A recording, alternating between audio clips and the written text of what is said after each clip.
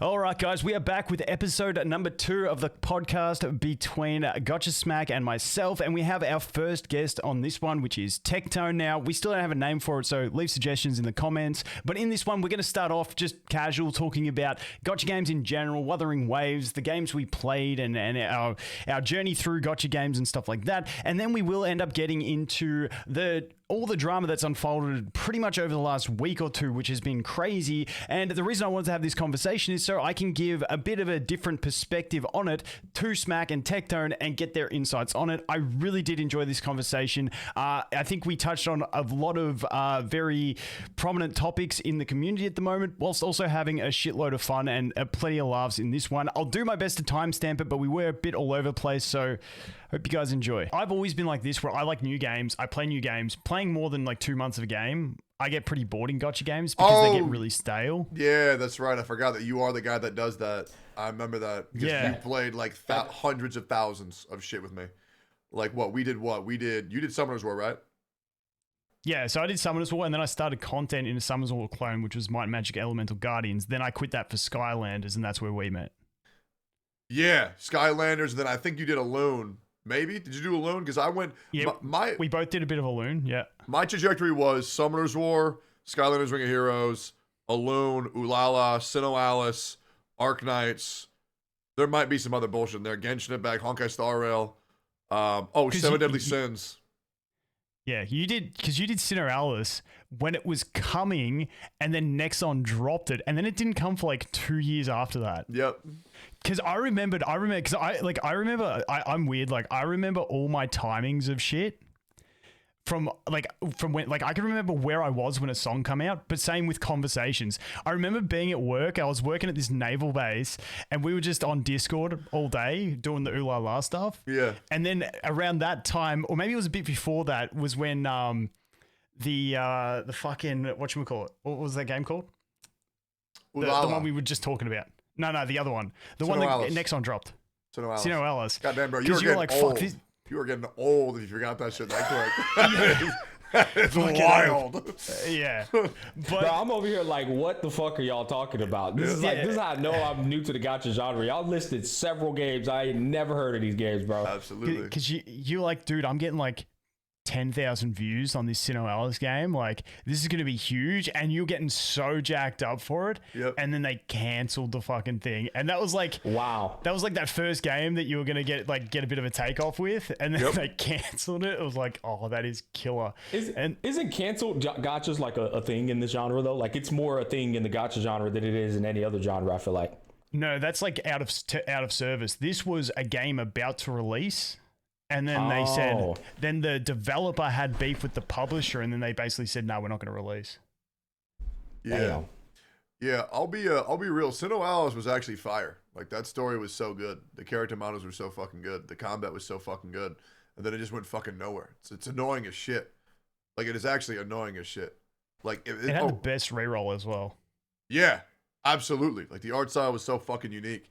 Like, that's why I'm excited for Wuthering Waves, because it's going to be doing some shit that, like, no other game's doing. Like, I'm making a gacha game where you can actually play the fucking game. I hope.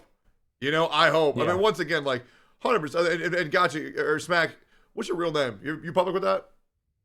John Whitty. That's right, we're both Johns. That's right. Yeah, exactly. That's why I'll never call you John. Whitty. I will never call you that. I was about to say.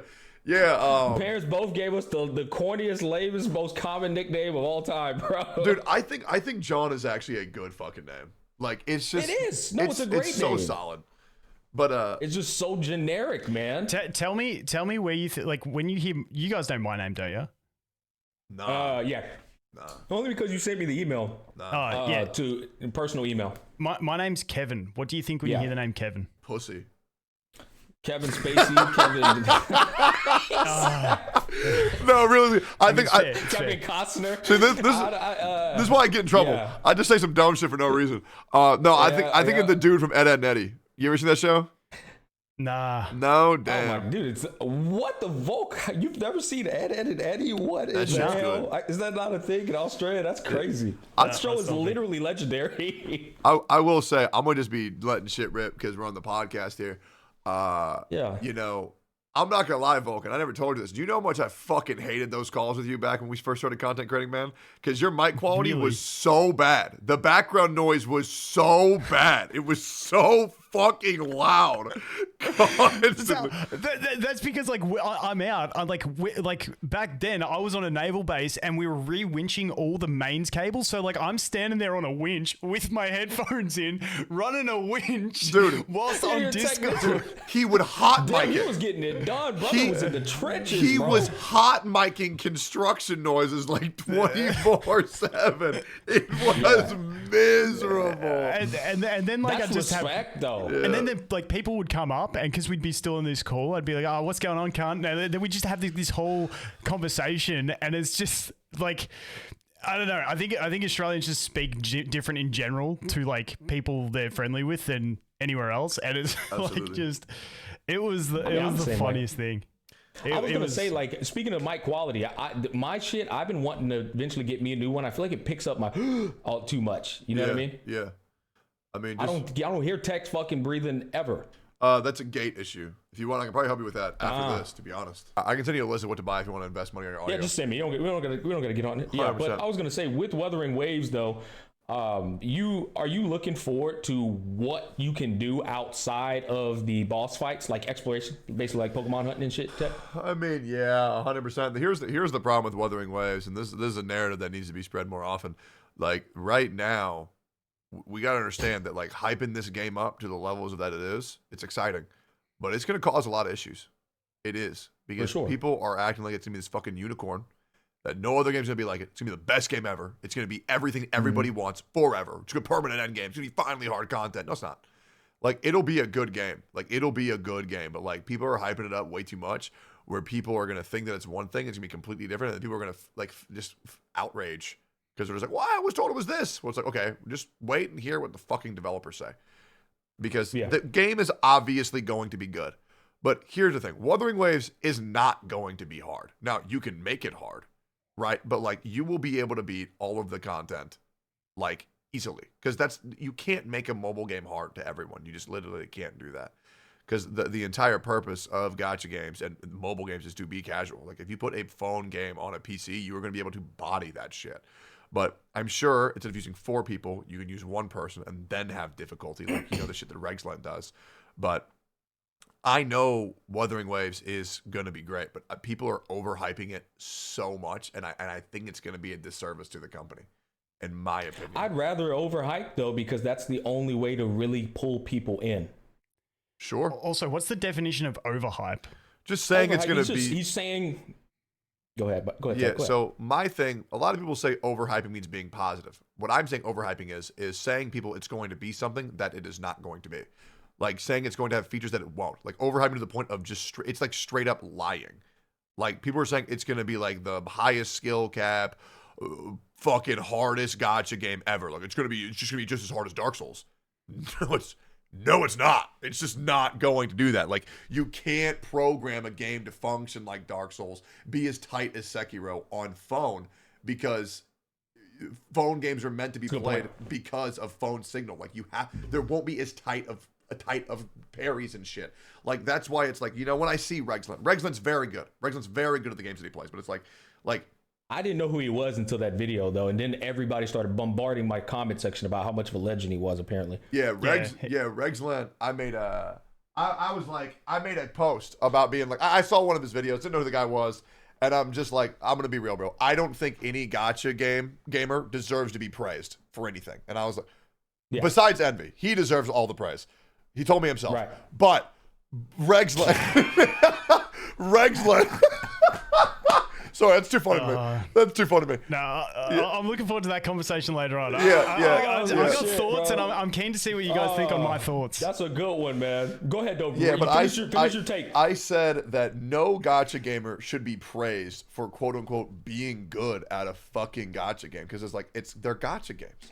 They're supposed to be casual. They are supposed to be like for fun. Like, I think sweating in gacha games is like so fucking dumb. Like, it's fine if you do. Just for me. I don't think it's when other people do, but I'm saying, like, me personally, I'm not going to fucking do that shit. Maybe I will every once in a while, but, like, For someone to sweat in a casual game and be really good at it to where people like get behind them, I'm just like, what the fuck is this shit? And then I actually understood what Regslint was doing, and I was like, oh, okay, well that's actually pretty good. He's very good at the games that he plays. But yeah, I said that, and the problem is that a lot of the hardcore community was not happy with me. Man, people being mad at me, that's insane. Well, what I would say though, Tech, is I would challenge you on the different perspective of sweaty, because I'm a sweaty motherfucker. And the reason I am is because the thing is, what I mean is I'm very competitive in any game I play. What I mean by this is like I'm a basketball player. I played in college. I played in high school. I'm a competitor. Like it's like if you get Kobe Bryant and you tell him to play pickleball, you're probably gonna see an incredibly sweaty motherfucker playing pickleball. You ever play pickleball? No, I know I have clients who've been saying they played it. I literally was speaking with my client today at the gym right before this class. I said, bro, but I have a fucking creator just told me he's playing it too. Like everybody's getting on pickleball over here. What the hell's so going good. on? It's insanely good. Yeah. I got to try it out, man. Everybody's talking about it. I guess it's becoming more mainstream, I would imagine. It's because the barrier to entry is probably the lowest to any sport. So it's very accessible. And like it's low barrier to entry, but like there's a good skill ceiling. Like you can get really good at it. But the ability to just pick up and play is just like even a toddler can do it, a grandpa can do it. So it's a really good fucking game, and it's still competitive. What the fuck's pickleball? What region is it? Yeah, I was about to say, what region is it from? It sounds like it's maybe from England or something. Like where the hell is where does this game come from? I mean, I got no fucking idea. I know it's the fastest rising. It is the fastest rising game in America right now. Like the player base is exploding. It, bro. It's been exploding. And I've never played this game. Yeah. You'll enjoy it. You'll enjoy it the moment you play it. It's just you pick up a racket, you get a wiffle ball, and you just smack the fuck out of it. It's so fun. Well, not to get off topic, as I was saying, like I'm competitive, man. Like I'm telling you, you put me in beer pong, I'm trying to win. There's no game or thing that I'll do that I can turn off the competitive aspect. So I can understand if somebody like ridicules somebody for being sweaty because they're literally just competitive by nature, you know? Sure. I'm a guy where like I will go as far as my natural ability will take me. And my natural ability can take me pretty far. But like I'm not gonna practice to get better. I'm just not interested. I just don't have the time for that anymore. You know? I feel like Asmongold's the same way. Oh yeah, he is 100%. We'll just, we'll see how it goes. If I'm good at it, great. If not, is what it is. But like, it's like the people once again, there's nothing wrong with these people. What I'm saying is I'm just not like that. I don't understand how someone goes into Tekken and sits there in training mode by themselves and practices combos by themselves for like That's you, right? I just pick up and play. Tech, I'll do it for 6 hours. I shit you not. Before I even play a single rank match, I'll be in Tekken trying to master the fucking 10-hit combo. Yep. You know what? I've lately gotten into like just randomly watching speed runs of Pokemon games. Those guys, with the knowledge they have on an entire playthrough of like Ruby or Sapphire, where it's like I've got to pause here, save here to refresh the RNG, so that when I walk past this unit, it's not going to turn and aggro me, so I don't get into a. I'm like, how the fuck? Like this is like 6 hours earlier. How do you know that? Like it is so crazy. Like that shit's just like next level. Like your brain is full. I've talked at length about the significance of a sweaty gamer though many times. And you can't refute this. Any game that has expanded beyond its designated potential was because of a sweaty gamer audience. They took it and discovered mechanics, and they discovered it on the highest echelon of gameplay to the point where they had to expand the game's mechanisms. Yeah. And now Tech, I see you thinking, I'd love to hear a game that didn't expand without a sweaty audience, like first fucking taking it. Like every game starts off casual.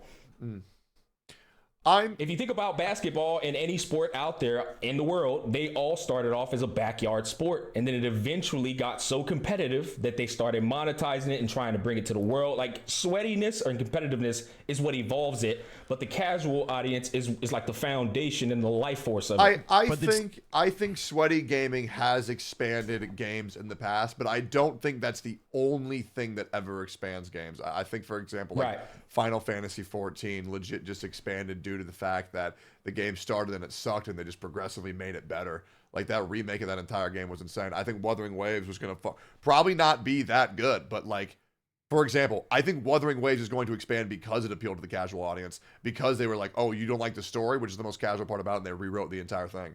So I think that would be. I think it can expand games, but I don't think it's the only way to expand games. But I do think there is. I agree. There's a lot of games where it's like, yeah, like Super Mario 64, like that game should have been dead, but it's one of the most played games right now on Twitch because of speedruns, which is insane. Like it can 100%. Sweaty gamers are definitely incredibly important. 100. Yeah, I don't want to dismiss that at all. I'm just saying like I'm not like that anymore. For me, no, of course, I get it. Yeah, the skills that I really enjoy are like the last game I was actually what I would consider sweaty at is Among Us. But the reason why I really like being good at Among Us is because if you're good at Among Us, you're good at things in real life. Like because I missed that whole wave, by the way. Dude, it's games where if skills transfer to real life or many other games that I'm down. I'm down to get good at an FPS because then I'm good at every FPS. I'm down to get good at third person shooter because I'm good at every one. But like Among Us, if you're good at Among Us, you are very good. Here's my thing. I wasn't too good at lying, but I was really good at letting people know when I was telling the truth. And so anytime I told people I am crewmate, here is why. I did this exactly at this time. I saw him right there because my memory would just make it to where, okay, let me get proof for everything that I'm saying, right? And that ability to tell the truth was nuts for me because it's hard. Yeah. Just from my understanding, and for the viewer who probably missed it as well, one person's the culprit, everyone else is the... There's 2 imposters, there's 8 crewmates. Oh, two imposters and 8 crewmates, and your job is to convince somebody that you're not the imposter. Am I understanding if you're the imposter, you got to convince that you're an imposter. Yes, so like if you're the imposter, you want to make people to not think that you are, but if you're crewmate, there's this other thing called third imposter. And the third imposter is when someone's playing so bad, when they're playing so suspicious that a crewmate seems like an imposter, right? Okay. I have never been called the third imposter ever. And the great thing is, I feel like I would have loved this. Dude, the thing that I really enjoyed about Among Us is that when I was crewmate, the imposters would have to kill me first or they would lose. Because my ability is to detect bullshit from a mile of fucking way. To like a scary degree. Go ahead. I just wanted to say, this is getting off. You put this up. Yep. I've been keeping up, and this is not to stir fucking drama. I know you love the ground MTashed walks on. But the stuff he had been calling you out on. Has he? I was looking. Well, he's been doing it from a very mature standpoint. Like, not even trying to like shit talk you or anything. He's literally just been. I haven't heard. If Ed has been saying anything, I have not heard it. It's what I'm getting at is. This is like so cutting in, but because you said that, I think me and you have the exact same ability. And Volk, you can give your 2 cents on this as well. I think me and you have a godly intuition for a bullshitter. I agree. It's like I 100% agree. You see straight through them. Yep. And because of that, it irritates you when you see the bullshit occurring. And then you stir something up because you're trying to expose the bullshitter, but in the eyes of everyone else who doesn't have that intuition, you look like a dumb fuck or a dickhead or a villain. Absolutely. And what I was going to say with MTashed is he's been critiquing you quite fairly, but also harshly. And this is not me. I love everyone. Oh, you're all good. But I feel like it's because he's a naive Canadian.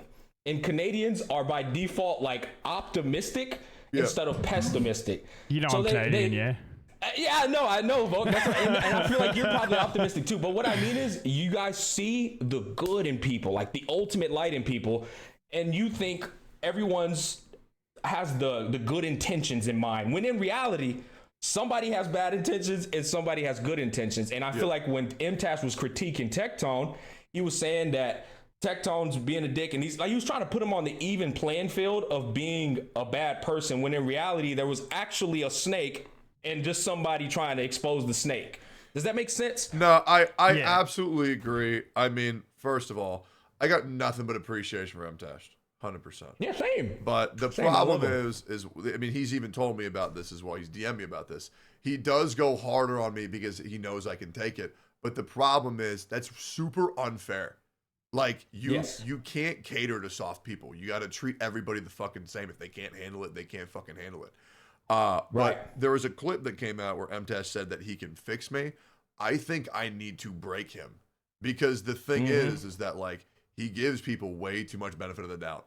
I'm sorry. That's bro. what I'm trying to say. Yeah, exactly. Like, and you should make a video on that subject. I'd love to watch your whole opinion on that. Well, yeah, my whole opinion. The thing is like what I see in MTashed is an amazing human being who doesn't understand the dark elements of people. And he looks at everyone like, why can't we all get along? And it's like, well, brother, if we could all get along, there'd be no wars and there'd be no problems in the world. But the reality of the issue is the harsh reality is not everybody is a good human being. Yeah. And it's like MTashed, though, I feel like he views it like that. Go ahead, Volkin. Get your 2 cents. I think I can provide a bit more of an MTashed type adjacent view on that. Go for it. For instance, and with the whole drama thing, I think there's different scalings of drama. You've got creator and community versus game. You got creator versus creator when you're in it, creator versus creator when you're watching it, and then there's community versus creator, which is what I think causes a lot of problems in a lot of these cases. Go through it one more time, just so I can really wrap my head around it. Say it again. We can use the current examples because when we planned this podcast, there was like fucking like a tenth of the quote unquote drama that had gone on. Sure. And so like the first one is the game versus the player base, which was the Genshin 3 pools. Yeah. And I know Tectone, like you were big on this one. Yeah. To me, and this is like, and correct me if I'm wrong, because I know with like, for instance, we're talking about MTashed. You've said, I think, don't correct me if I'm misquoting anything. No, go for it. Possibly like MTashed, like gotcha games aren't for MTashed.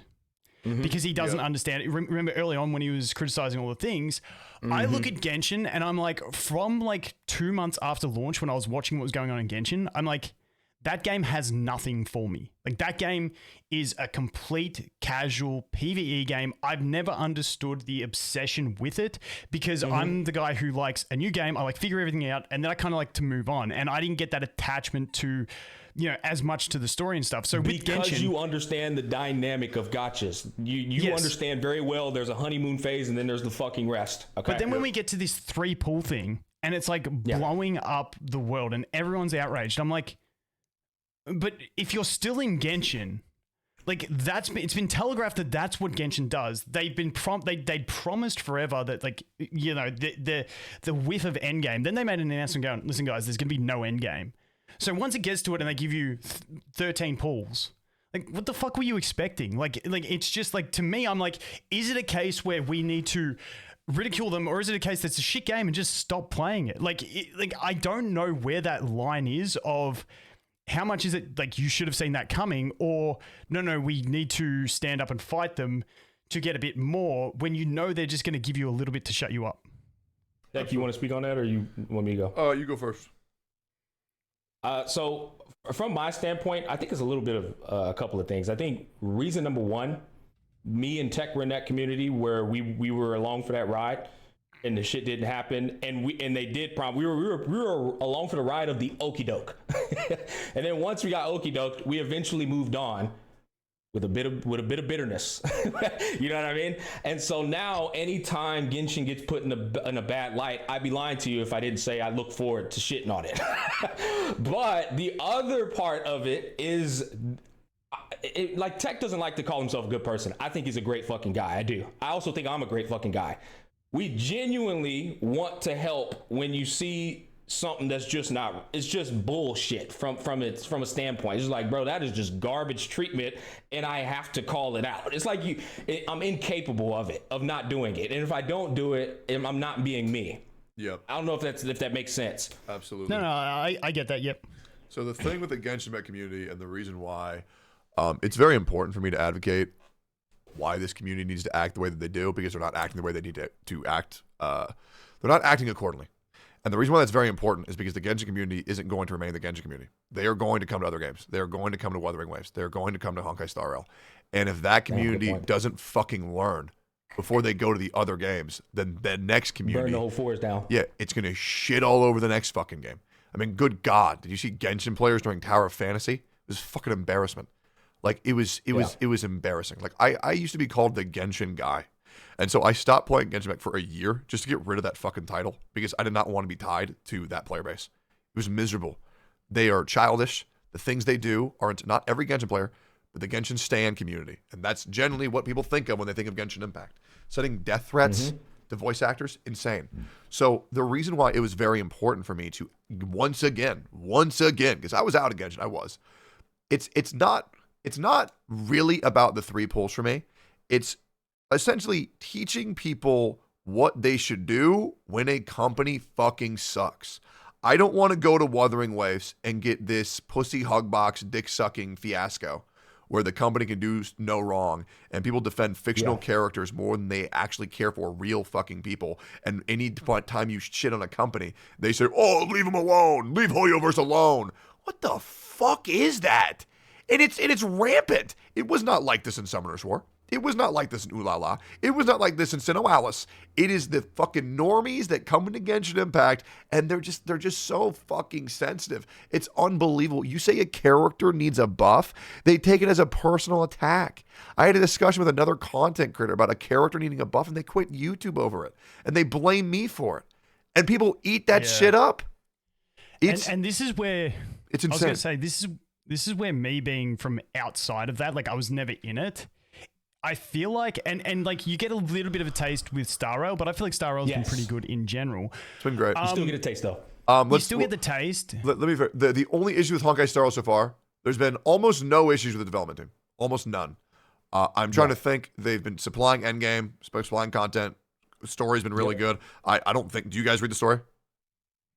I do the main story. I listen to the main story. I don't read anything that's not Dr. Ratio dialogue with Screwlin was some of the best dialogue I've actually seen, and I've played a lot of fucking games, bro. I was like, wow, this is impressive. Who the fuck wrote this? Yep. I'm 8 hours into Pentacone right now. I don't know when this is releasing. I haven't played a lick. I haven't started. I was going to stream it today, but then I had to go to the bank. You are going to feel the magic of launch again. It's amazing.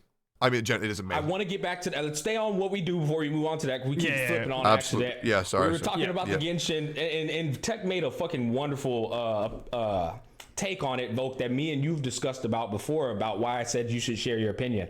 Because if you don't share your opinion, then somebody else is going to share theirs, and then that audience is going to get influenced by that opinion. Absolutely. We are leaders, whether we want to admit it or not. And that goes all back to the root problem of Tech having that enemy issue with the creators, because they continue to herd the people into this everything's okay mindset, when in reality it's a horrible fucking dynamic that could continue to perpetuate itself across any other games, because they see, well, it's working for Hoyoverse, it should work for us. Yep. You know what? And I'm really glad that you guys invited me on your podcast. First of all, I haven't thanked you guys yet. I really do appreciate that. I love you guys are fucking awesome. Dude. I mean, Volkin, you've been an inspiration for me since I started content creation. Gacha Smack, you gave me hope in content creators again. I'm not gonna lie. No, I mean this genuinely. I was like, finally, somebody that makes me feel like I'm not, like you and Pokey make me feel like I'm not fucking nuts. Because sometimes I feel fucking nuts. You just say what needs to be said, and these people treat you like a fucking villain. But I want to circle back to MTashed real quick. And he's made a video completely critiquing me, so I think this is very fair for me to say. As much as MTashed has been critiquing me, I will give him a critique as well.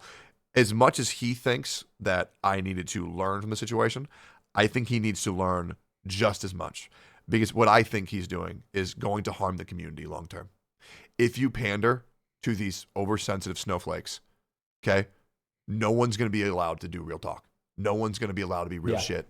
And it's going to promote a environment of, who did I upset this time? Oh, I called you a mint picker and you cried. Oh, I'm sorry. No, I'm not. I'm just legit. I'm not. I am not going to apologize for goodwill jokes that somebody gets upset about. Okay, at least to that degree, you know, and the fact that like you can't just DM someone and just hash it out is nuts. It's just wild. I mean, like let's be 100% real, Smack. Me and you had an issue for these total of 3 hours. Legit. You made a comment. I didn't get the joke. You said what the fuck, and I said, oh shit, you right, my bad. DM'd each other too, and it was over like that, right? It's fucking wild. But I think the difference, Tech, my bad, go ahead. Finish your thought. No, it's all you. It's all you. I was going to say, I think the difference, I was talking to my girl about this the other day, man. I think the difference, I don't know who the hell I was talking to, it doesn't matter. A lot of the creators in this space, were kids who never had, and it's like, I think of it like an MMO. They were level 20 in the MMO, and they did none of the mandatory quests. they bought the level 100 booster. Yeah, they somehow got bypassed, algorithm explosion, whatever. They bypassed all the mandatory quests that give them experience to be appropriate for level 80. Yep. And they got to level 80 still with level 20 mindsets. And I've got to throw an analogy in for this. I fucking No, go ahead.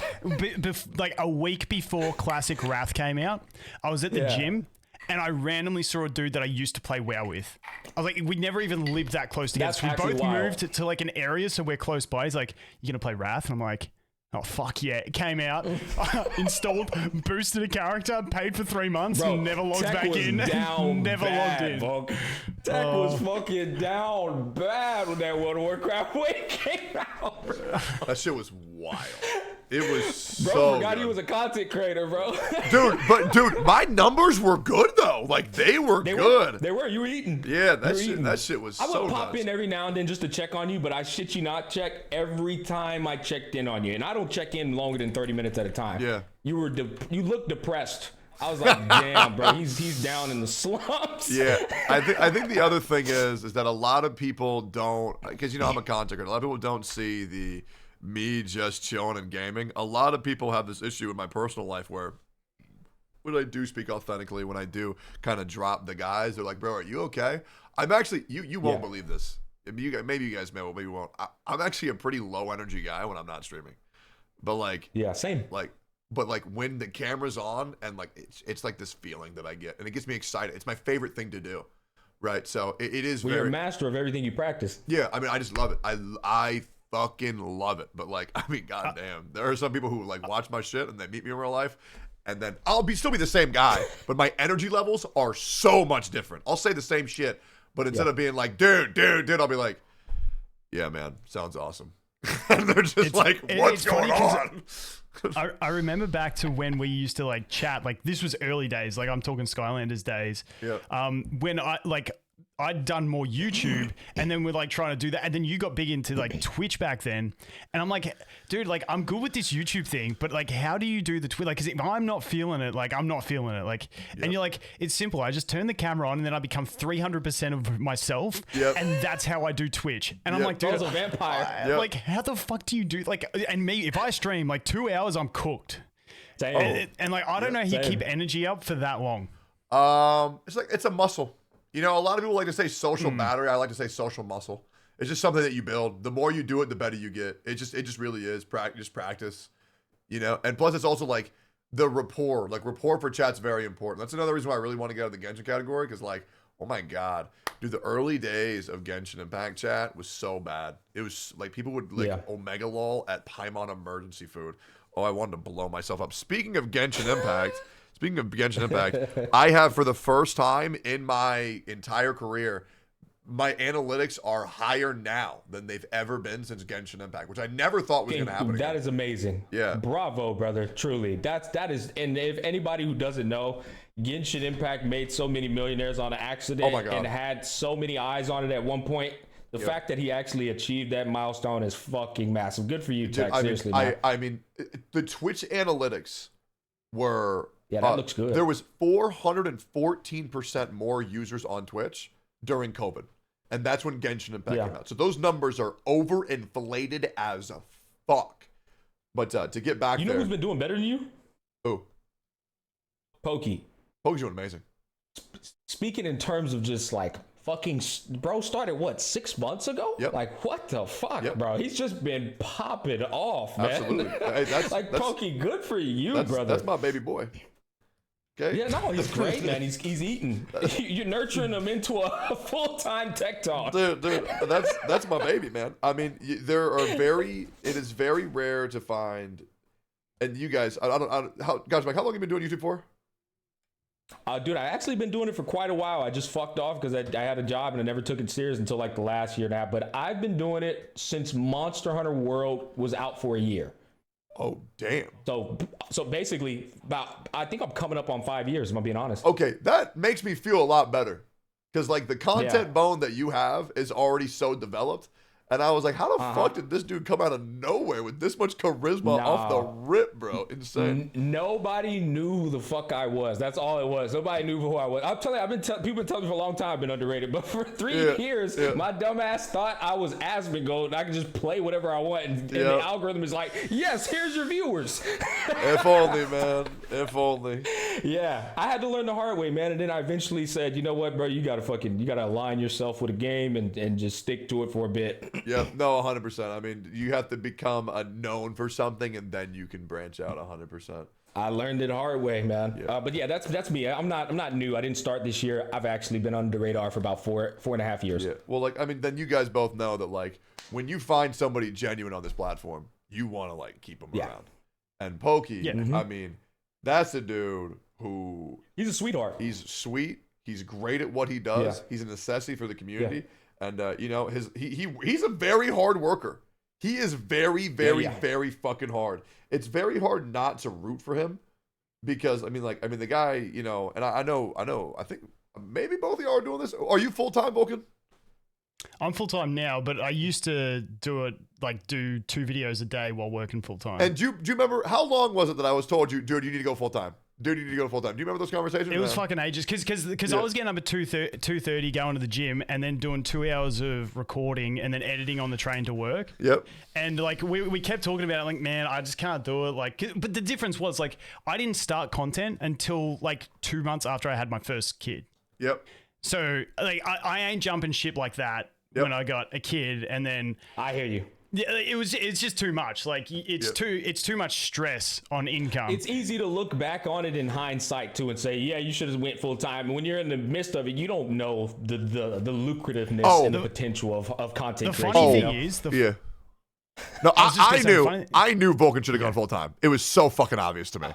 It was insane. Oh, okay. Yeah, I would tell him every day. I'm like, bro, quit your job. Legit, go full time. Yeah.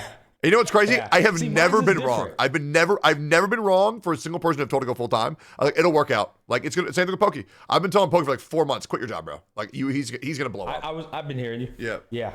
I've been hearing you say it. I was gonna say my dynamic's different because it literally holds me accountable for my lifestyle.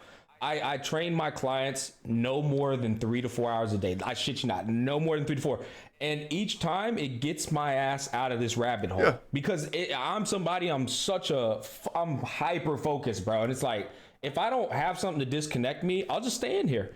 I've lost so much fucking muscle, bro, over the past like 2 years trying to do this gig. And I'm like, Jesus Christ. If I let go of my clients, bro, I'm going to be over this bitch looking like Santa Claus. Yeah.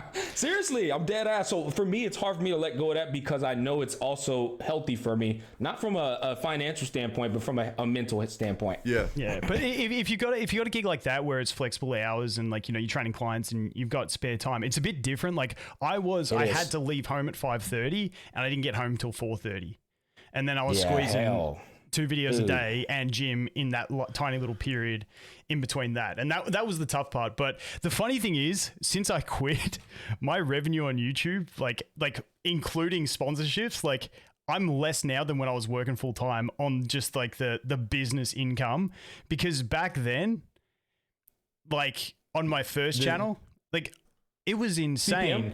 Because your pay rate was about 5 to 10 times what it is now, and your views were higher because of COVID. It was insane. Yeah, COVID numbers. So I'm really glad I went through like 2 years of full-time work whilst doing this full-time, because it allowed me to generate 2 extra years of income. So it gives me a buffer, and it makes it not as stressful on the income side. Which, once again, if you don't have kids, I think it's a different story. But once you got family and stuff, then you got dependents, and it becomes a different story in what you want to do with that. I get it. Tectone, on an offhand topic, brother, I know you streamed for like 9 hours today, so if you get tired at a point, what's your close off point? We're 41 minutes in. Y'all got me for whatever. I don't give a fuck. Okay, just making sure, man. I mean, I got a 5 a.m. client, so I'm good for an hour more tops. Sure. See. Sure. All right. I'll just letting you know. Okay. We'll kick back through, because when we were going on, we were talking about all the different types of drama, because I want to nail in on these things. So we talked about like versus the game. That's cool. The next one I want to talk about, where I think I have a bit of pushback and I'm curious to see, and this is why I don't like talking about drama stuff on my own, because I prefer to get input from others, because then it's a conversation, not just a a statement. Multifaceted conversation. So I get it. when I look at drama between creators, but as a spectator commenting on it.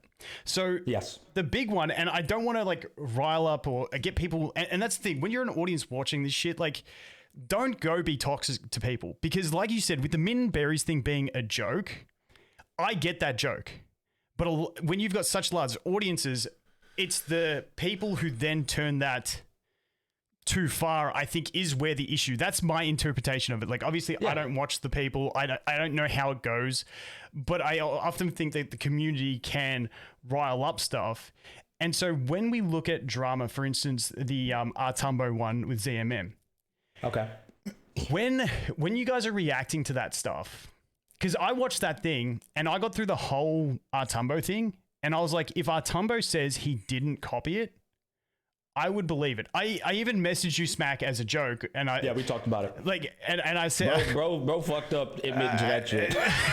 No. I messaged you, and I sent you my video from launch week doing Simulated Universe World 5, which is pretty much the same strategy using the freeze. I didn't have Herder built, so I was like using Dan Hung on Kafka, who was weak to it. But it's the same strategy. So strategy's been around for ages, and so.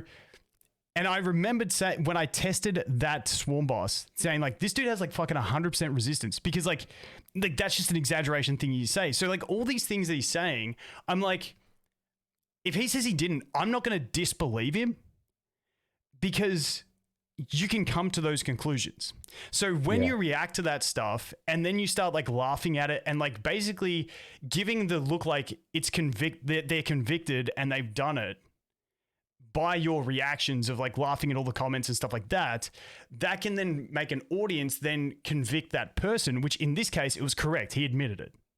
Yeah. But in other cases, because I just feel like with this sort of stuff with content creation, because I've had other creators, because I play every fucking game, I have other creators come to me like, I think this guy's copying my content. It's like, dude, we all made a fucking reroll guide. Like we all made like, it's all the same sort of stuff. So it's like with that sort of stuff, it kind of was packaged like a slam dunk.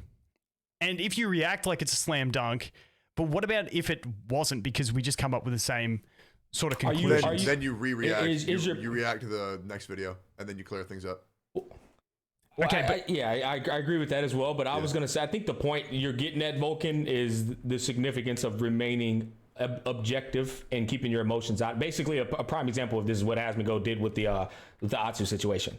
Brother literally went full-blown judge mode and put his emotions aside, even his friendship with Tectone, and just started asking questions so that Atsu could trip himself up without the need to say he's guilty or anything. Because then now the audience can make their own judgment call on that, because he's just answering questions that can lead him to look guilty. Yeah, and obviously that's not as entertaining as content. Like, I get that. Oh, it's entertaining. It's great. No, it was good as fuck. But it was actually it was like watching a person at the highest level do it. It was actually truly a gem and a lot to learn from it. I am somebody who gets a little bit more emotionally involved, even though I'm being objective, because it's not easy for me to remain stone cold killer face when I see some fuckboy shit. I'm just like, so I have to like set my objectiveness to the side and just give a little bit of genuine take on it, how I really feel. Yeah. But I think you're right, because what you're getting at here, and where I will just rebuttal against you, is in the ZMM situation, bro checkmated himself with the effect hit rate formula. Like that was just fucking hardcore evidence that he copied it. But if you take that out of the equation, there's always the chance that brother was guilty or not guilty of it. I'll be real. I believe that almost every single person who reacted to ZMM was hesitant to believe him at the beginning. Yes, me too. 100%. But there was an aha moment where it was just irrefutable. That one was really not well, maybe he could have been innocent. Like, it was like, even if he didn't admit it, like that was a genuine like aha. Like you can't exactly copy that. Like you both fucked up for that shit. So yeah, that's why that one was so like conclusive. Now, I think that one was great to me because I specifically said that direct thing to another creator when I first got into it. I'm like, this thing has like 100% resistance because I missed my first 3 freezes with every fucking blessing. I'm like, what the hell? So I think that's why that one hit me different, because I'm like, dude, if that was me, like, I'm fucked. And the one thing with Tumbo that got me was, I know he's a big QQ fan, got QQ fully built. QQ's Quantum, which is strong against all those little ads and stuff. I feel like QQ would have just been a safe place in place of Herder. So it was literally the Herder thing that actually was like, okay, I'm questioning, like, I'm kind of on, like, you know, agreeing with this a bit more because of that fact. Yeah. Because that's what me being a Herder fan, I mean a QQ fan, I went into that with QQ instead of Herder, trying that same sort of strat. Yeah. The only thing, and I just it's important to have the nuances of this discussion. I think it's important, Volkin, that you're right. You can't just completely condemn somebody without full blown proof, which is why Artumbo actually, like I said, he checkmated himself with the effect hit rate situation. But on the other end of the spectrum, sometimes you don't need full proof to draw a conclusion. And with all due respect towards Atsu, there was no definitive proof to say this man was guilty. However, every fucking arrow was pointing in his direction. And I think you could say, without definitive proof, that he was guilty. You know what I'm saying? Like, draw your conclusion. And that's what I mean on the other end of the spectrum. That's all I'm saying. There is definitive proof. It's just, but you get what I mean. No, but I'm saying, like, I'm saying, it'll be released later. Okay, but that's juicy shit. But you get the message I'm trying to spin here is sometimes the definitive proof shit can be some bullshit because it's so obvious that the person is doing it, but people are like, we need the proof. And it's like, brother. See, and this is where me personally, like when I see that situation, I'm gonna have bias because people I know well and am friends with are involved in it. I've been affected. Yeah. So I'm always gonna have that bias. Like there's no way you can't have a bias. So like I feel like that's like a different type of situation. When you're There's a term for that, actually. I just can't think of it. Here's the thing. Yeah, like that. You go. The reason why Asmongold thought that there wasn't definitive proof is because he was doing an argument that people weren't asking for. Nobody gives a fuck if Atsu is in control of Hoyoverse contracts. Okay, people obviously know he has pull. He even admitted to it. He even got people to be specifically sponsored that he asked for. Nobody else can do that. Right, but the thing that we were talking about was, has Atsu prevented relationships with other content creators in the space without reason? And yes, 100%. I mean, almost like, what was it? 13 creators weighed in saying that they just got completely fucked by Atsu just because he felt like it. It's just weird, man. Let people make their own decisions. Don't go behind the scenes and fucking snake people for just because you had a bad vibe. Because you had a bad vibe? Like, what the fuck? Shit's insane. Wild. Like, trust me.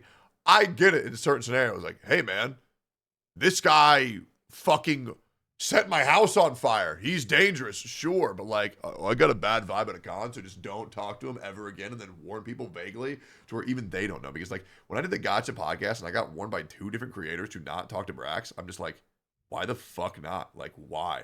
And they wouldn't tell me. I couldn't believe that because I first chatted with Brax before Star Rail came out.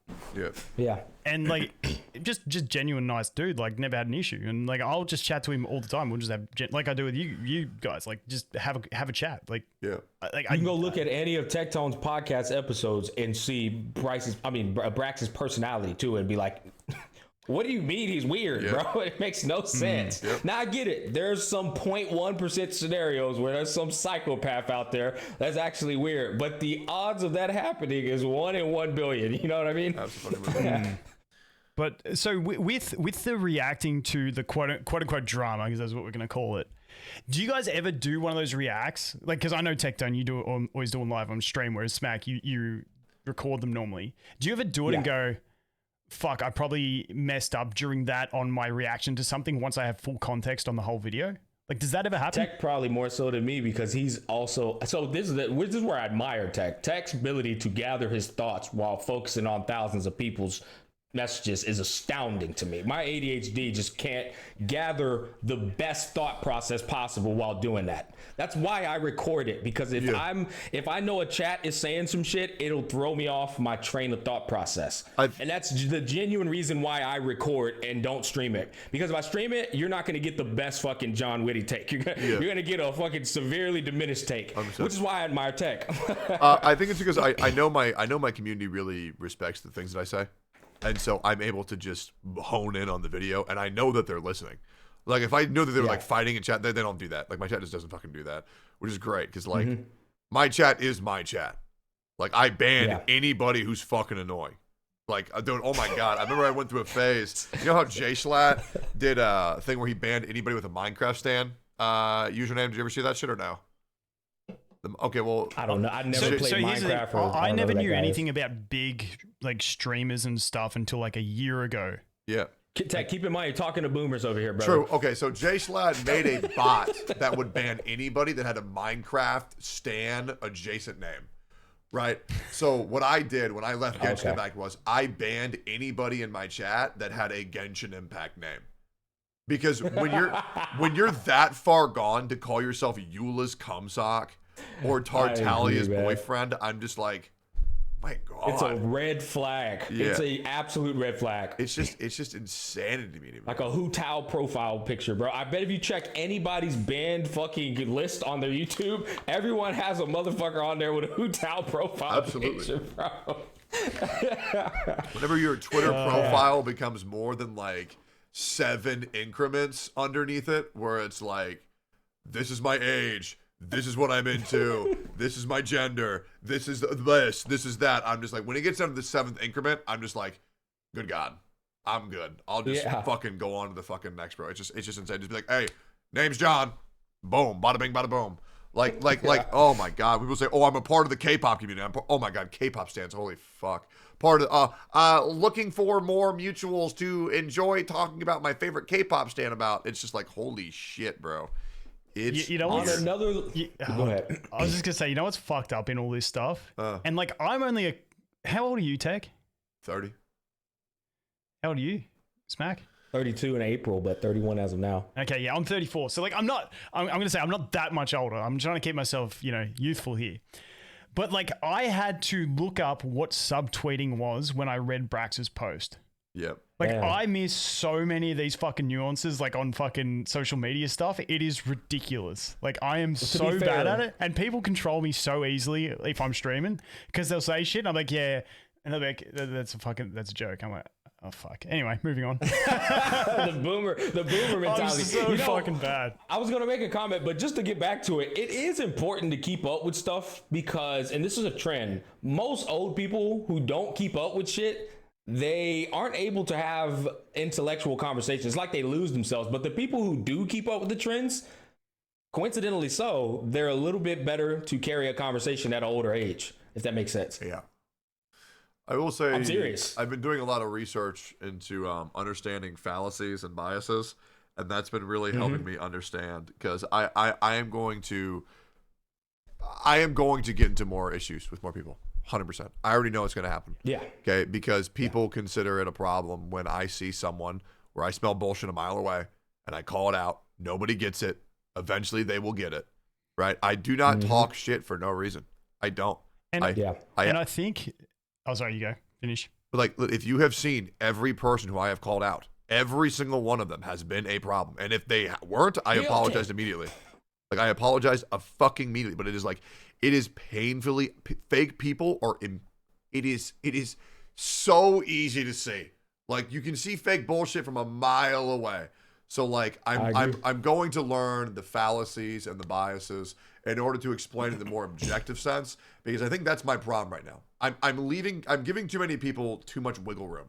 So if I develop the ability to explain why these people are fake, explain why these people are a problem, and give these reasons and demonstrate these examples, it'll help people understand more, because I think that's my problem. And I have this issue a lot, where I sometimes hold other people to my standards. I have this issue a lot with my friendships, even my relationships, right? I'm just like, why is this such a big deal to you if it's not a big deal to me? And then I realize, oh, wait a minute. It's because you're not fucking me. Oh, and it sounds so simple.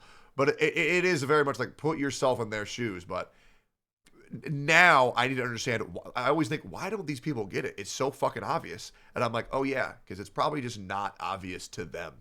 So understanding more so how to explain that in a more objective sense will make things a lot less problematic in the future. But I mean this genuinely.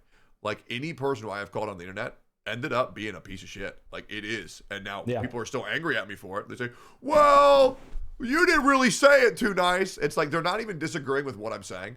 They're disagreeing with the way that I'm saying it. And I'm just like, what do you want me to do, man?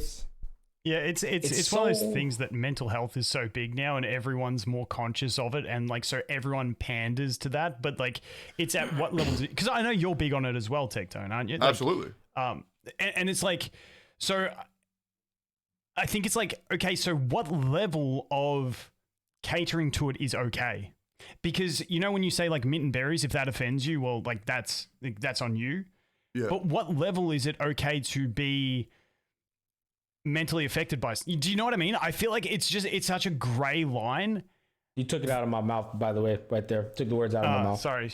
But should you? Yeah, you guys roll. Go ahead, okay. So that's I was just gonna say, man. No. Volkin's great. I was just going to say, like, the things that came to my mind when Tech pitched his idea right there, which I think is fascinating, is one, knowledge is power, and two, the better you can explain it to a child, the better you understand the subject matter. Absolutely. But at the same time, how the fuck are you going to explain it to somebody who just does not? Now the Ask Me Gold chick comes in. You cannot reason somebody into a position they didn't reason themselves into. So it's like, Tech, you do all this research and knowledge, and then they still don't get it. You're going to drive yourself insane. Oh, dude. You're like, bro, you telling me I took 18,000 hours to explain this shit to this motherfucker, and he still doesn't get it. You know, it's like you drive yourself insane. So what's the line? Well, okay, so for me, let me explain a couple things. First of all, my mental health is so fucking good. It's insane. The amount of things I'm dealing with behind the scenes while also dealing with this is nuts. Like, for example, my dad has been getting surgery nonstop. He has a heart issue. There's a couple other shit that I can't talk about on stream. I'm also dealing with lawyers, and I'm also trying to take care of a friend, and I'm also dealing with all this bullshit at the same time on stream.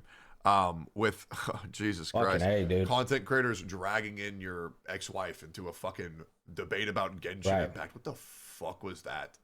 Like, these people want to say, oh, we'll just let it go. Fuck no.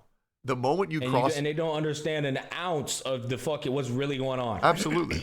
These people want to just think, oh, okay, well, you said your piece, now move on. No, fuck no. I will absolutely not move on. Like, when you cross that line with somebody, I am not going to move on. And that's why, and I'm hoping to spread this narrative, just don't fuck with me. It's really not that hard. Like, if somebody fucks with me, I'm letting everybody know. If you fuck with me, I'm going to fuck with you 10 times worse. And I will never let it go. Because, like, I'm done being fucked with. There's way too much. And I need this narrative to be there. Like, I will not let it go. That's why I brought up the MTashed shit earlier. It's like MTashed looks at that as if it's the wrong way, when in reality it's just not a way he agrees about going about things. 100%. That's all I want him to understand. I don't think it's wrong. Yeah, go for it. So my thought on that is, I completely get that. And if someone's done something dirty by you, you don't have to let up. The thing where, and this whole parasocial, whole fucking internet age that gets confusing is, I try and relate it to the real world. So you're at the pub. Some dude's a bit drunk. He comes up and pushes you. You go, okay, stop. Then he looks like he's going to take a swing, so you hit him. Yep. Now you two are in a fight. The problem is, there's a crowd. That is the audience. Yep. Then everyone in the crowd starts pummeling in on this guy as well. And it's like, that's the kind of thing I'm trying to understand in this, is like, yes, if you get into the fight, like, you finish the fight until they're done. Yep. Yeah. But like, it's this whole extra dynamic, which I think is the overarching issue that happens in a lot of these things. I think, first of all, Volkin, I almost didn't have a rebuttal for that because it was such a beautiful rebuttal and so quick too. But what I will say, and it keeps going back to the MTashed, Enviosity, and Tectone. You guys know I have no fucking issues with Enviosity, even though he did the number one thing I don't respect from anybody. Like, if a nigga literally goes and talks shit about your personal life, it immediately makes me snap. It makes me snap. It's so weird. Yeah, like I get emotional just thinking about like, why are you talking about this man's person? What's that have to do with anything? You know what I mean? Yeah. So but and dialing then it back down, Atsu encouraged that behavior. Yeah. And you know what the worst exactly. thing is? Oh man, when the public don't know the whole picture of that either. It's way worse than. Let me finish though, Tech. Yeah, go ahead. What I will say is like that is unacceptable, Volk, right? But at the same time, and this is the only thing I can make to MTashed defending Enviosity from getting pummeled by Tech and many people. You made your fucking bed that way. 100%. Don't get mad because you have to lay in it now because that you made it that. No, nobody tell you to make it that way. You did that. You know what I mean? Yeah, and I think there's differing levels to it. So like. There is. And I mean no hate towards MVOC. I don't know the guy. I've never had a conversation with him. I've never watched, like, I don't have any interactions just through all this stuff. But when there was that clip of him losing it on stream about the 3 pulls, I feel like that's something I'm not going to crucify the person for, because he wasn't really going out attacking anyone. He's just obviously got unhinged and lost it in the moment. But when you premeditate and draft something and put it out, then you kind of got to take ownership. You had all kinds of time to think about it, ponder on it, and I think that's something definitely to consider when you see clips on Twitch, because no one is fucking perfect. You two are like, everyone knows. Like, I know I'm not fucking perfect. Oh, you catch me snap sometimes, you might think I'm a bit crazy. So sure. it's like, and I feel like on stream for a lot of people, especially those that are a bit more, I don't know, for lack of a better word, like highly strung and a bit more sensitive to things, they're going to snap. And if they snap, it's like, okay, that's bad, but take it in the context that it was. But when something's... Do not define them off a single moment. I'm sorry, I just had to get that off. Better than I could say it. But that's just the one thing I wanted to define. But yeah, if you prepare something and put it out... Yeah, I mean, it's just like that's why that's when I stopped defending it. Bitch, I don't care if he deleted it. Motherfucker sent it, did he? Yep. That's when I'm not going to go out and murder that person, but I'm also not like I lose the ability to defend off that. Yeah, if that makes sense. No, I think that's 100% totally fair. I think that's totally fucking fair. But yeah, the problem is that we let up on Little Bear. We did, and what happened? He fucked up again. Okay? And I ripped him a new asshole. Not even on stream, on DMs. Even in DMs, I was like, bro, I went in a little bit. I'll admit I went in a little bit. Because the thing is, I know Guoba he's a kid. He's young. But he needs to know that behavior is just like, bro, it's so small dick. Like, just... It shocked me. It shocked me so bad because, like, literally about a week before that, he messaged me out about some of his earlier videos where he was like criticizing, he was criticizing a lot of people in his early videos. Like, I just thought it was the growth strategy. I mean, I've seen it that many times. And he's like, oh, I just wanted to let you know. Yeah, including me. And he's like, I just wanted to let you know, like, I took the video down. I'm sorry if I offended you, all that stuff. I'm like that. I was like, that's pretty big. And then literally the next week, I was like, oh, it's just, but this comes down to people being chronically online, and it's just, I don't know, because I don't do that. Like, I've got Discord servers. I got 2 of them.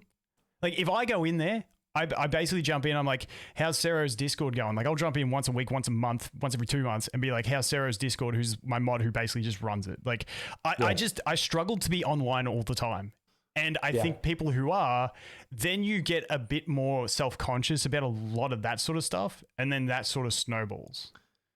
And at the end of the day, too, me and Tech and Collect, I feel like we both respond in similar ways. We're not perfect. We're not fucking monks. You know, I wish I could be the uncle from Bossing Say and goddamn Avatar The Last Airbender, but I'm not. But that is a goal I try to strive towards. You know what I mean?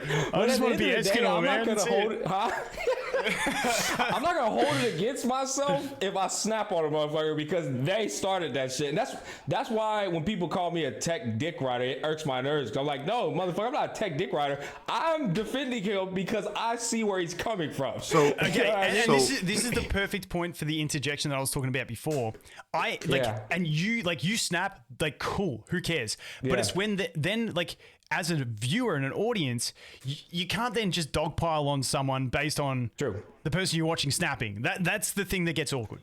So Well, that's when you realize you're not being a leader. Go ahead. I Ted. want to talk about the whole dick rider comment because I see that comment a lot. And the thing that really bothers me is that actually works on people. Like, people will see that comment. They'll say, oh my God, they called me a dick rider because I defend them. And then they're like, oh, well, maybe I should stop. And it's like, bro, it is literally like the most third grade Mickey Mouse thing that works because, like, oh, you defended this guy that I don't like? Dick rider. Just fuck them, bro. Don't. But that's just people taking anything to suit their own narrative. Absolutely. And then going with it as like that's the same with absolutely anything. And it's like it's not just online. It's the real world. It's politics. Like, I watch politics. I'm like, this is just fucked up because they can't have a conversation because they always have to be right. And it's so stupid. But I don't think there's any way getting away from that. No, there's like. not. Yeah, there's nothing you can do about it. Like, because people are always going to be super passionate on what side they're on of anything, and they're just going to run with absolutely anything. Well, here, but, that's what I meant by it's our job to also understand that when you like, and this is me holding tech accountable as well as myself, you do have to rein in your emotions. Every time you let them out, that's you not being a monk. That's how I look at it. I'm like, all right, fuck, I gotta get better at that. Yeah, I was having a big issue with that when I was going over some people's response. Just that it just like that fucking it just hits, and for a second, just like, how in the fuck do you do that? And then I gotta rein it in. Exactly. Gotta rein it in. That's why I said. Yep. That's why I said I respected Asmongold's whole approach with that, because I know, and I'm not trying to speak for him. This is me drawing a clue, but I know Asmon in his head was like, "Fuck this guy." You know Absolutely. what I mean? But his ability to remain neutral to me, that's what I admire. I was like, "That's a monk." Oh fuck, that bro, he's doing it. He's doing the thing I want to do. Yeah. That's really, it is a lot easier to do for things that you're not emotionally invested in. Asmon did have that buff to where he wasn't emotionally invested in that conversation, nor did he know half the shit that was going on, but he was still able to weigh in on a lot of it, which is That's a good point. very good. That's a good point. Yeah, like, you know, like, it's, for example, like, if you're talking about a court case between two people that you don't know, okay. But when it's like imagine if it's like your baby girl up there on the trial. Yeah, no, hell no. That's going to be a little bit hard to keep it level headed. Yeah, Yeah, and just you've been dealing with that, but for 3 years behind the scenes. Go ahead, Vol. with you guys, like, to defend you guys, because I've seen, and because I've been on Twitter a bit now because I've been trying to fucking keep up with all this shit preparing for this podcast. I'm sorry, man. I see a lot that you like the perspective of, but it's like you guys, more specifically Tectone, is always at the center of all these things. Oh, I get shit on too. And it's more because someone like me, I see shit and I just let it, like, I'm just like, fuck it. Like, you guys will go after it. Whereas I'm just like, it's easier for my life to not worry about it because then I don't have to come back to it again and again and again. So for instance, like the whole fucking, the dreamy thing. Now I'm not going to get into that too much, but like I looked at that, like Pokey let me know beforehand. And I was like, honestly, I just don't give a fuck because I play, and this is the difference. I make content on so many games that happens every time. Honkai Star Rail in the lead up, I made a ton of content for it. And you'd see like so many videos, like just picking apart anything I'd said. And same in Discords. And I'm just like, dude, I'm currently playing 4 games, making content on 4 games. I ain't gonna try and fucking call everyone out in everything who has an issue with me because I'm just like, fuck me, like I just want to live, you know what I mean? So I just let shit slide, and that what I'm trying to say there is that's why it seems like you guys are at the center because you don't let it slide as much as probably most other creators do. Well, the problem is, I think, go ahead, Smack. I was gonna say, I think we're all a essential part of the ecosystem. I think we need people like you, Volk, but I think we need people like me and Tectone as well, because if all of us says, I don't give a fuck, well, then Dreamer gets to think she can go in public discords and continue talking shit about people behind their backs. Same thing as Guoba.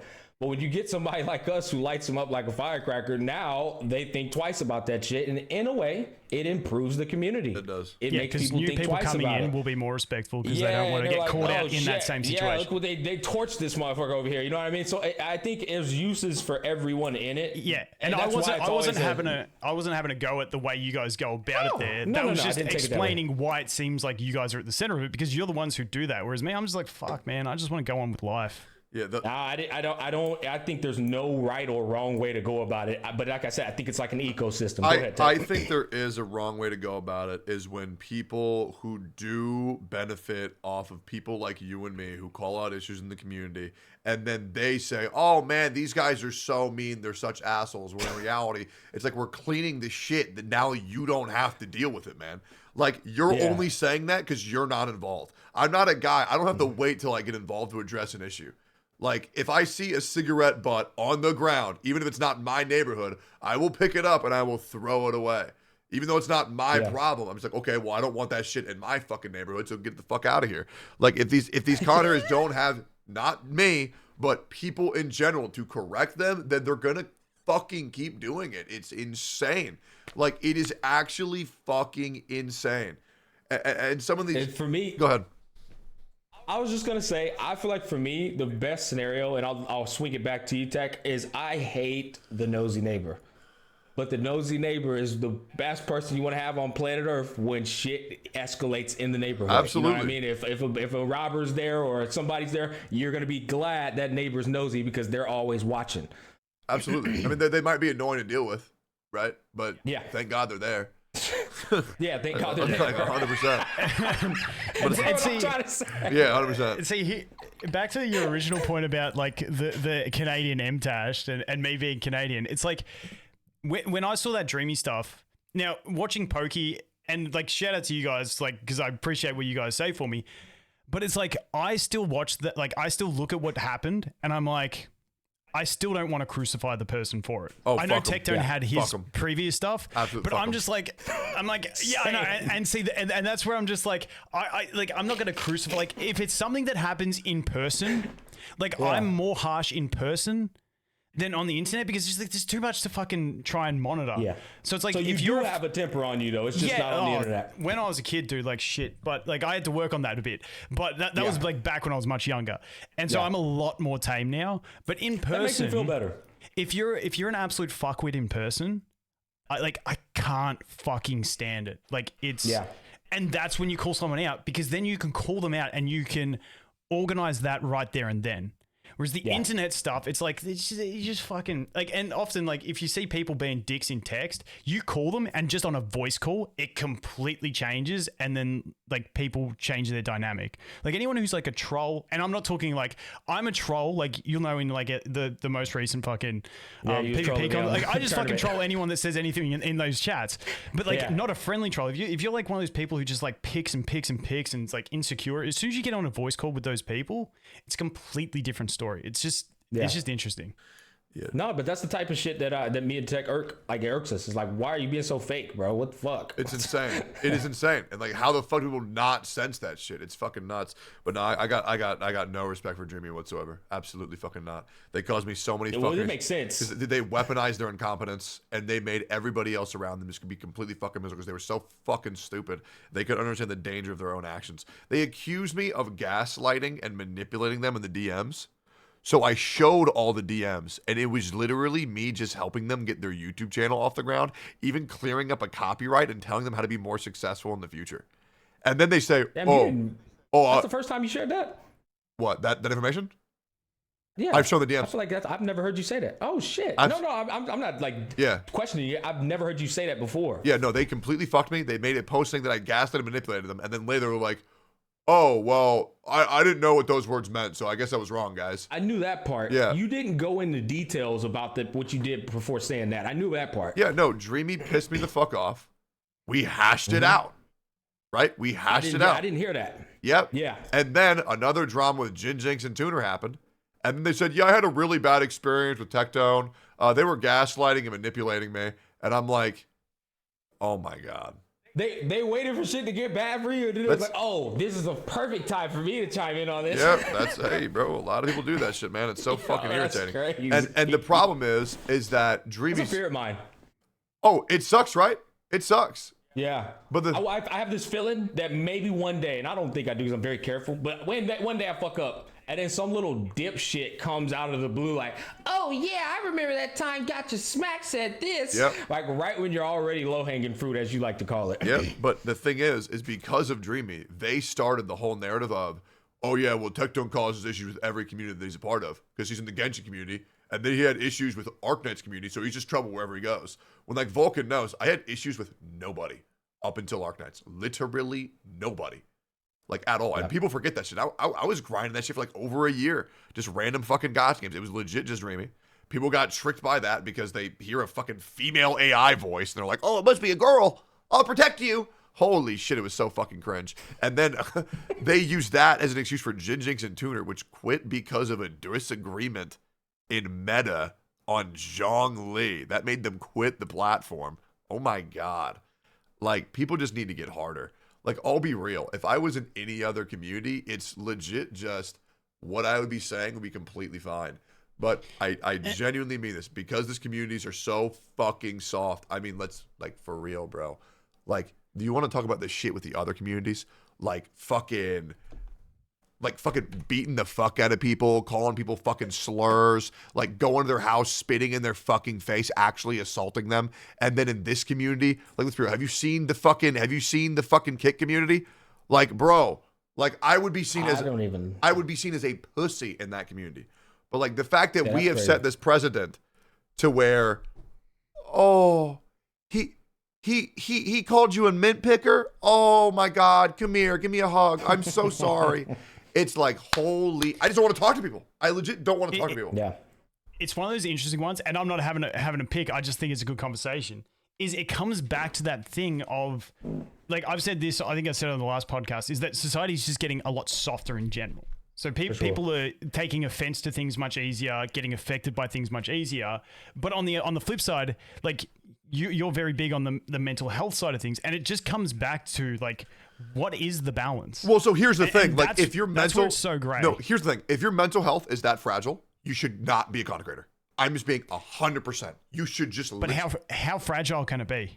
Like, you know what I mean? That's what he's saying. Where's the line? If you see a comment on YouTube or Twitter and it makes you have a breakdown, don't be a content creator. Like, you have to be able to separate that and say, these are people that don't matter. You can't go live on stream. I feel like Volk's talking about content creator to content creator tech. What do you mean? Wait, explain. Yeah, like you in particular. Yeah. You in particular, where's the line get drawn? Somebody calls you a bitch online and they don't know you. Yeah. Like for me, if I don't know you and you call me out my name, I take that as an insult. You know what I mean? Yeah. If we're cool over boys, fine. I tell you, who gives a fuck? But if we don't know each other, that's a line for me that you crossed, and I'm gonna have to let you know that's the line. You know I get that. My line. Where is the line? My line for me is, if somebody makes fun of the way you play a game, who cares? If someone makes a joke at you that you can distinguish as a joke, who cares? Now, if somebody makes a joke at you, and then you ask them, hey, bro, like, what's going on with that? Are we cool or no? And then they say no. Okay, well, then it's not cool. It's the moment where you say something that goes beyond that, right? Like, for example, if you ridicule someone based on something they can't change, like if somebody makes fun of you for being white or being black, then I get it. That's a problem. Right? If someone attempts to deplatform you, I get that's an issue, right? It's when these people get affected by, you know, like somebody says, this guy's better than that guy, and then it actually affects you that much, that's a problem. Now, the other issue is that when content creators are too sensitive, and then you saying a normal thing triggers a extreme emotional response, and then the community expects you to apologize for that, that's a problem. That's a huge problem, because I'm not gonna lower myself. I'm not gonna cater to you. I'm legit not gonna cater to you. But it's also when, and this is a big example, I think a big issue with MTashed is that he knows I can take more, so he goes harder on me. But I think his problem is that he should be going in harder or just as hard on everybody. Because the moment someone says, oh no, I'm special, you can't treat me that way, that's a problem. Hopefully that makes sense. I mean, is there any question? It's not just a problem, and I think this is where my analogy of real world versus internet comes in. It's if I have some problem with someone in the real world, like I'm the same. Like I'm a fucking troll in the real world to everyone. I take the piss out of my missus' parents, and like anyone I go away with, I meet them once I'm friendly with them. Okay, I'm just taking the piss because we're just having fun. Yeah, it's a personality trait, and that's cool because it's there. But then with the whole MTashed thing, what you're saying is, but now it's like, oh, if I have that joke and someone takes it wrong, then I get not that one person pissed at me, because in real life, that person gets pissed at you for it. You go, okay, sorry, I won't do those jokes. You can read the room You're not easily. there. But that one person gets pissed, then you have thousands of people coming at you. Mm-hmm. Yeah. And I think that's the hesitance in it, and that's like the whole snowballing of the situation. I think, first of all, I agree. I mean, obviously that's obviously annoying to deal with, but when you know what happens, what I do when people start shit talking me on the internet, I just go like this. Monetize it. I close my eyes and they all go away. It's really not that, like who cares? Like, internet hate is so easy to deal with. It's fucking insane. Like, people just don't get this shit. I thought what you did was drama. Yeah, that too. Look what happened, guys. Surprise. That drama. too. I mean, this really has been the year of vindication for me, because I have been right about every single fucking person, and it feels insane. And the other thing, people... Asmongold pretty much had the trial of Tectone unintentionally. This is funny as fuck. He had I don't even think he knows it to this day that he had an unintentional trial of Tectone. That shit was funny as fuck. Now, the other thing that I really want to touch on, and I'm going to be going on... I'm probably going to make a whole video on this, to be honest, because I feel like it's very important to say. Another big issue that content creators are doing currently is... when people apologize for normal behaviors, when the internet bullies them to an apology, and they give an apology for like something completely normal, like 100%. Like, so an instance of that comes to mind, or I believe it was Valkyrie who said "no cap on a stack for real." People got upset at her for that. For what? Because she's not black? Yes, they said that is African American vernacular, but it's hell no. And they said that's our language, God. and you can't say that. And Valkyrie actually apologized. It's such a hypocritical thing. It's like when niggas try to tell a light-skinned nigga that he can't say nigga. It's like, bro, what are you on about, my boy? My dad's black, bro. Wait, dude, have people... It's insane. Surely people have... I've never seen that before, but that's crazy. Never in the 31 years of my life, I grew up in a predominant black neighborhood, predominant black family. Never in the 31 years of my life have I been told that in person. Yeah. But on the internet, it happens. And it teaches me, and I'm like... and you never know who it is, but I'm like, is this a black person saying this, or is this like some dude I don't know on the other side of the world who just doesn't understand the fucking culture? I don't know, but like it irritates me because I'm like, bro, what? how have I spoken with 30,000 black people who never said anything about this, and now on the internet this is an issue? But like that is something. Check, as you can see, it sparks something out of me because it's just so fucking ridiculous on different ways. Yep. I'm still trying to understand what the thing she said was, because I didn't fucking get it. No cap on a stack for real means just like, guys, I'm being serious. 100. Yeah, like, 100. Yeah. Just like, I'm dead serious. Yeah. I'm fucking... Okay, so I'm going to break it down, okay? So no cap means... I know no cap. I get that. I'm there. Kappa, it's like, so no joke. On a stack, I get that. A stack means like bills, 100 bills. And so that means like, I'm keeping it 100%. It's the two things merged together. I get it. The stack confused me. That's all right. Yeah, we're touching into uncharted territory here. I'm going to share this without going too hard. But I had a white client that I had to explain the difference between hard R and regular A2. And they're 42 years of age. That's insane. Dude, they were dead. No, Volk, they were dead serious. I'm serious. They were like, oh, really? There's a difference? I'm like... Can I... That's insane to me, bro. I got called out on this. This was this year. Wait, you're... I thought the hard R was retard. Yeah. Man, I appreciate you being honest, but that actually drives my point home. There's like a lot of people who don't know, who just don't know. I also think that's very common in America. Yes. Like it doesn't happen down here. Like we don't have that dynamic. Yeah, no, the same thing happened with Linus Tech Tips. Fascinating. Yeah. There's another Australian. So that makes sense though. Actually, you'll have to fill me on. Linus Tech Tips. That's what someone was telling me about. Did you see him? Like someone said, did you see him say the harder or something like that? And I'm like, what, retard? Like it's not great, but it's not crucifiable. And that was where the whole thing started for me. That's when I found out. There's full disclosure. There's nigga and then there's ER. Well, how do you say that one? completely different ones. The thing is, Wait, I yo, don't wait, mind yo, saying Smack, it, but on the internet, I know for a fact that shit invites issues. Yeah. See, I didn't even know there was two different, like, they had different meaning. Like, Yeah. I'm just No, oblivious to that it's shit. definitely a thing, and it's also something that freaking white kids love saying in private discords. Oh my god. Yeah, dude. My buddy Z, he's black, of course, but he actively tries to get me to say the N-word just constantly. It's like he does it with everybody. It's like say it, and I'm like, no, I'm good. And like it's becoming like a popular thing on streams. Like, dude, what was it? Speed named his dog the N-word. That way people would have wild, to say bro. it. And I'm just like, That's so wild, man. That's actually so hilarious wild, to me. dude. That's a funny one. It is such a overly sensitive topic, though, I swear, man. And it's something that is contentious. That my own kind will be like, bro, you enabling that, man. It's such a hypocritical fucking conversation. And I'm like, oh my god, bro. I'm sorry, but I've just got that for another day. I've just got this like image in my head that I can't shake now of that dog, and he's got a dog walker, and the dog walker's at the park, and the dog gets off the leash, and he's just yelling at the park like, "How are you getting the dog back?" That's like all that's going through my head right now. Holy shit! Bro, that's hilarious, bro. that was actually insane, bro. That was actually. I wanted to end this off before we fucking go to bed, bro. Yeah. And this is a very lighthearted thing that I can't give no input on because I didn't play yet. But Tech, on a scale from 1 to 10, how are you liking Pinaconi? You said you had 8 hours in. How are you liking it, brother? Give me something to look forward to, because I'm probably gonna stream it tomorrow. I made a Twitter post about this, and I will read it to you verbatim. So first of all, yeah, you know what? I'll just put it out there. So initial thoughts on Penacony. 10 hours in. I'm at FF Secret Base story-wise. I'm not going to spoil what that is. Music's incredible. World design is the best it's ever been. They wish the more NPCs were a bit more abundant. Feels a little barren, but nothing out of the norm. New puzzles are the funnest they've ever been. Like, look forward to them genuinely.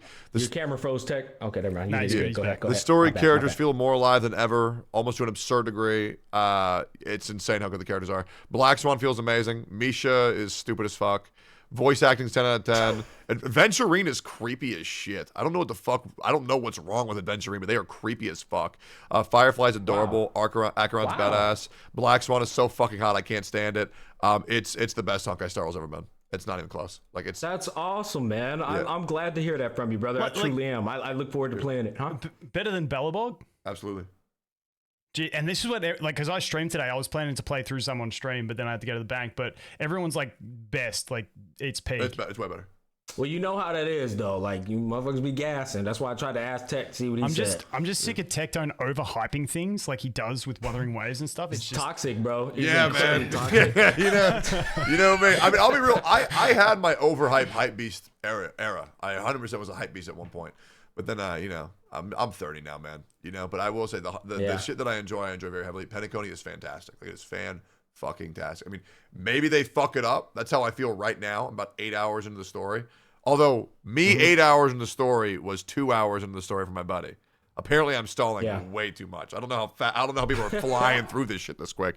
But like, I'm seeing it, I'm enjoying it, and then I'm going. Like, it's good. It's because you've gotten so good at transforming stuff that you add time into everything now. You gotta understand, stall tone over there, bro. When he says 8 hours, it really was like 2 hours of story. Yeah. He goes to have a shit and he comes out 3 hours later and he's like, where'd that time go? But where I'm at is there's the secret base, and when you get to the secret base, you'll be like, okay, this is where they were. But yeah, I think you guys are gonna fucking enjoy it. I highly recommend not skipping the story. Like, it is actually so fun. Like, so fucking fun. Okay, man. No, I'm glad you said that. I genuinely look forward to it. I wasn't able to do it because I got handed probably the worst fucking scenario again in this tournament that I'm sponsored at for Oyo. And it took me all damn day to get this shit done. But skill issues. I got no more. Do you got anything else you want to add in, brother?